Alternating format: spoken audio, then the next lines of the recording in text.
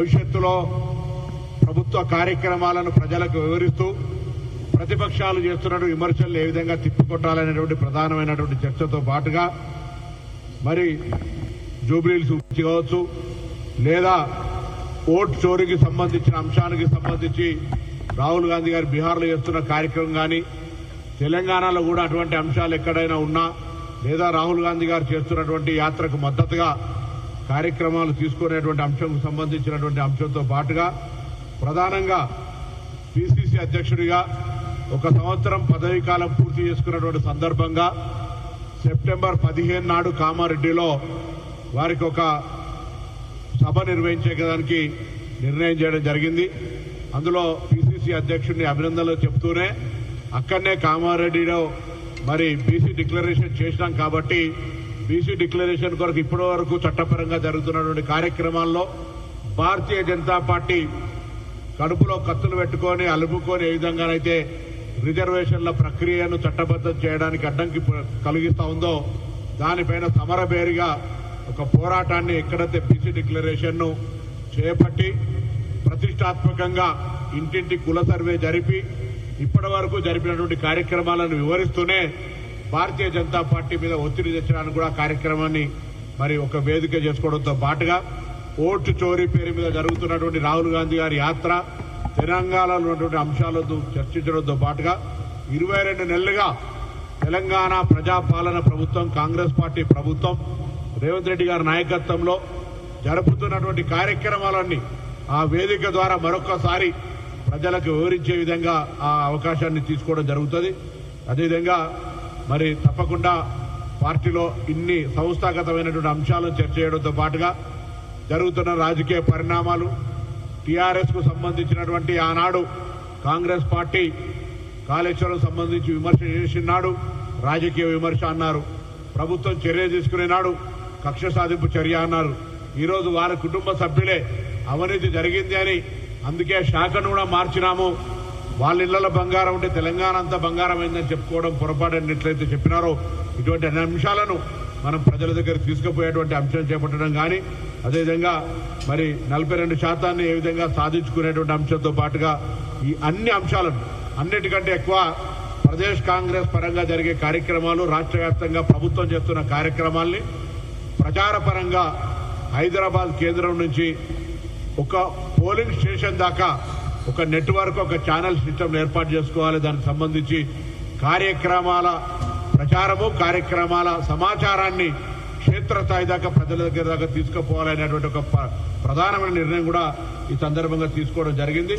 అదేవిధంగా మరి జనహిత యాత్రకు సంబంధించి మిగిలిపోయినటువంటి భాగాలు కొంత ఏదైతే ఇంకా కొన్ని జిల్లాలనే వాటిని కూడా త్వరలోనే తేదీలు ఇవ్వడం కానీ అదేవిధంగా మరి పిసిసి పక్షాన కూడా గతంలో కాంగ్రెస్ పార్టీ కుటుంబంగా ఉండి కాంగ్రెస్ పార్టీ కుటుంబ సభ్యులుగా అనేక సంవత్సరాలు పనిచేసి వివిధ కారణాల నుంచి బయటికి పోయినటువంటి వాళ్ళను కూడా స్థానిక నాయకుల సమన్వయంతో కాంగ్రెస్ పార్టీలో తిరిగి చేర్చుకునేడానికి కూడా ఒక అవకాశాన్ని కల్పించే విధంగా మరి చర్చ చేసుకొని నిర్ణయం చేసుకోవడం జరిగిందనే మాటని సందర్భంగా మనం వేస్తూ అన్నిటికంటే ముఖ్యంగా పార్టీ సంస్థాగతంగా బలోపేతం అవడంతో గ్రామీణ ప్రాంతాల నుంచి గ్రామ స్థాయి నుంచి బూత్ స్థాయి నుంచి అదేవిధంగా ప్రభుత్వం ఇన్ని కార్యక్రమాలు సన్న బియ్యం కావచ్చు రేషన్ కార్డు కావచ్చు ఇందిరమ్మ ఇండ్లు కావచ్చు ఈ విధంగా అనేక రకాల కార్యక్రమాలు జరుపుతున్నటువంటి సందర్భంలో అవన్నీ కూడా ప్రజల దగ్గర దాకా తీసుకెళ్లి ఎరువుల పరంగా బీజేపీ బాధ్యత వహించాల్సిన అంశం మీద ఏ విధంగా చర్యలు తీసుకోవాలి ఏ విధంగా అన్ని రకాల రైతులకు అండగా ఉండాలనేటువంటి అనేక అంశాలు కూడా ఈ సందర్భంగా చర్చ చేయడం జరిగింది. అదే స్థానిక సంస్థల ఎన్నికలకు సంబంధించి ప్రభుత్వం అన్ని ఏర్పాట్లు చేసుకుని కోర్టు ఆదేశాలు ఒకవైపు అదేవిధంగా 42% రిజర్వేషన్లకు సంబంధించినటువంటి ఎప్పుడైతే టీఆర్ఎస్ పార్టీ గతంలో 2018లో ఒక 50% అనే గుదిబండను తగిలించిందో దాన్ని ఆర్డినెన్స్ ద్వారా తొలగించినప్పటికీ అది కూడా పెండింగ్ లో ఉన్నటువంటి సందర్భంలో శాసనసభను ప్రత్యేకంగా నిర్వహించి దాన్ని కూడా చట్టం చేసుకుని గవర్నర్ గారి దగ్గరికి పంపడము గవర్నర్ గారికి అఖిల పక్షాలను కూడా కలిసి ఇది చట్టంలో ఉన్నటువంటి ఎస్సీ రిజర్వేషన్ సంబంధించి రాజ్యాంగం ఉన్నటువంటి వాటికి డిస్టర్బెన్స్ ఉండదు, ఎస్టీ రిజర్వేషన్లకు డిస్టర్బెన్స్ ఉండదు, 10% ఈడబ్ల్యూఎస్ రిజర్వేషన్లకు డిస్టర్బెన్స్ ఉండదు, కేంద్ర రిజర్వేషన్లకు కూడా సంబంధం లేదు. ఇది ఓన్లీ రాష్ట్రానికి సంబంధించినటువంటి అంశం మేరకే పరిమితమైంది కాబట్టి దానికి ఎటువంటి చట్టపరమైన ఇబ్బందులు లేవు. రాజకీయ కోణం నుంచి కాకుండా రాజ్యాంగ పరంగా ప్రియాంబుల్ మనకు చట్టంలో రాజ్యాంగంలో ఉన్నటువంటి సహజ హక్కులు, మానవ హక్కులు, రాష్ట్రాల హక్కులకు సంబంధించి కూడా దృష్టిలో పెట్టుకుని అనుమతి ఇవ్వాలని ఆల్ పార్టీ మీటింగ్ లో కోరినటువంటి అంశం కూడా ఉంది. కాబట్టి మా ప్రభుత్వం చిత్తశుద్దితోటి ఎన్నికలు నిర్వహించాలనే తపనతోటి ఉన్నాం. కేంద్రం నుంచి నిధులు రావడం లేదు, స్థానిక సంస్థల ఎన్నికలు జరగాలి. కానీ మా మాట ప్రభుత్వం ఇప్పటి వరకు తెలంగాణ ఇస్తామనేటువంటి మాట నుంచి మొదలు కొట్టుకుంటే రుణమాఫీ కావచ్చు, లేకపోతే ఇతర అన్ని కార్యక్రమాలను గాంధీ గారి కుటుంబం మాటకు కట్టుబడి ఉండేటువంటి మాటగా ఆ రిజర్వేషన్ల ప్రక్రియను కూడా అమలు చేయాలనేటువంటి తపనతోటి న్యాయబద్దంగా, చట్టబద్దంగా, ప్రజాస్వామికబద్దంగా మా యొక్క ప్రణాళిక సాగుతున్న అంశాన్ని తెలంగాణ ప్రజలందరూ కూడా గమనిస్తున్న విషయాన్ని దయచేసి ఈ అంశంలో చర్చ చేయడం జరిగింది. దానికి ముందుకు పోవడానికి మా ప్రణాళికలు తీసుకోవడం జరుగుతుంది. జూబ్లీస్ ఎన్నికలకు సంబంధించి కూడా ఆ పోలింగ్ స్టేషన్స్ ప్రకారంగా కూడా కార్యక్రమాలు నిర్వహిస్తూ ప్రభుత్వం ఈరోజు గత 10 సంవత్సరాలుగా నూతనంగా పెళ్లైనటువంటి వాళ్ళకు కావచ్చు, కొత్తగా అడిషన్ చేసుకోవాలనేటువంటి కుటుంబ సభ్యులు పెరిగిన సంఖ్యలో కూడా ఎక్కడ కూడా రేషన్ కార్డుల ప్రక్రియ కొనసాగలేదు. ఈరోజు హైదరాబాద్ లోనే దాదాపు 60,000 పైన కొత్త రేషన్ కార్డులు ఇచ్చినటువంటి పరిస్థితి. ఇంకా పరిశీలనలో కొన్ని అప్లికేషన్లు ఉన్నాయి.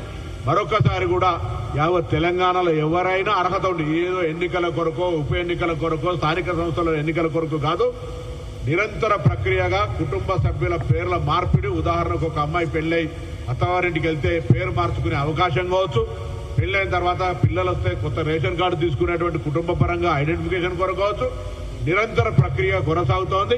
ఎవరైనా అర్హత ఉన్న వాళ్ళు ఎటువంటి రాజకీయాలకు సంబంధం లేకుండా రేషన్ కార్డు అప్లై చేసుకుంటే ఇచ్చే ప్రక్రియ కొనసాగుతోంది. అదేవిధంగా నియోజకవర్గానికి 3,500 ఇండ్లు వేగవంతంగా ప్రక్రియ నిర్మాణం కొనసాగుతోంది.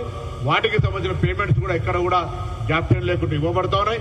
ఎక్కడైనా అధికారులతో జాప్యం జరిగితే వెంటనే స్థానిక ప్రజాప్రతినిధుల ద్వారా అధికారుల దృష్టికి తీసుకుపోమని కూడా కోరుతా ఉన్నాం. దాంతో పాటుగా ఇలా సన్న బియ్యం అనేటువంటిది కళలో ఊహించినటువంటి అంశం. ప్రజలందరూ కూడా కాంగ్రెస్ పార్టీని నిండు మనసుతో ఆశీర్వదిస్తున్న విషయాన్ని కూడా పార్టీలో అంతర్గతంగా డిస్కషన్లో వచ్చినాయి.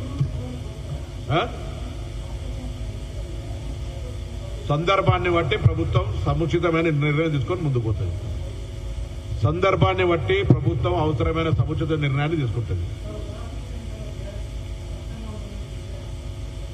వారే చెప్పినారు, ఫర్టిలైజర్ ఇస్తే బీజేపీకి వేస్తాం, ఫర్టిలైజర్ ఇవ్వకపోతే సుదర్శన్ రెడ్డికి వేస్తామని. ఫర్టిలైజర్ ఇయ్యరే, సుదర్శన్ రెడ్డికి ఏమని కోరినా.